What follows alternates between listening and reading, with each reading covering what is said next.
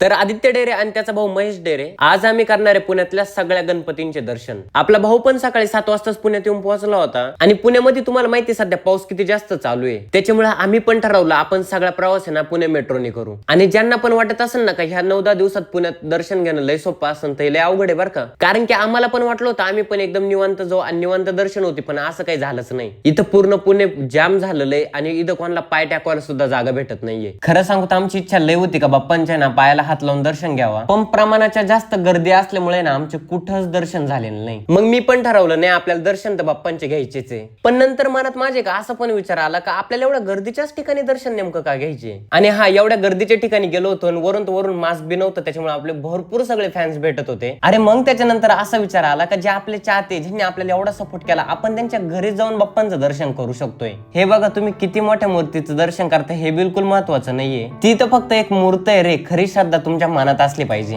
काकांनी आम्हाला त्यांच्या गणपती डेकोरेशन विषय आणि त्यांनी जो गणपती बसवला तिथे ना सगळी माहिती दिली। जे आम्ही ठरवलं होतं आम्हाला वेगवेगळे गणपती करायचे ते तर आम्हाला इथं वेगवेगळ्या घरांमध्ये जाऊन वेगवेगळे गणपती करायला भेटले। आम्ही प्रत्येक ठिकाणी देवाचा प्रसाद खाल्ला। आम्ही जेवढे पण गणपती घरोघरी जाऊन बघितले ना इथं प्रत्येक गणपती बाप्पाचं वेगवेगळं रूप होतं आणि माणुसकीच्या नात्यानं आम्हाला सगळे जण विचारायचे तुम्ही जेवण करा, हे करा, ते करा, पण खरं सांगू तर बाप्पांचा प्रसाद खाऊ खाऊच आमचं पूर्ण पोट भरून गेलं।